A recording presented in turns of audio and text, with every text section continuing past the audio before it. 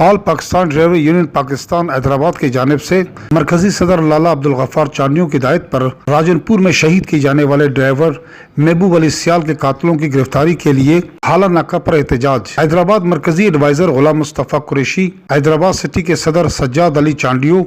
Chairman Ali Akbar Memon, सूबाई Sindh adviser चाचा Yasin, adviser city Hyderabad Nooruddin लगारी और दीगर जिम्मेदारान मेंबरान का चंद रोज कबल राजनपुर पंजाब में कत्ल होने वाले ड्राइवर शहीद महबूब अली सियाल के कातलों की गिरफ्तारी का मुतालबा all Pakistan driver union Pakistan Hyderabad के ओहदेदारान ने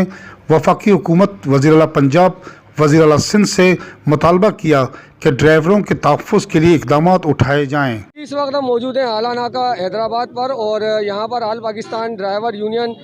हैदराबाद सियाल के कत्ल के खिलाफ मरकज़ी सदर लाला अब्दुल गफ्फार चांडियो उनकी इंस्ट्रक्शन थी कि पूरे पाकिस्तान में जो है वो महबूब अली सियाल के कत्ल के खिलाफ एहतजाज किया जाए।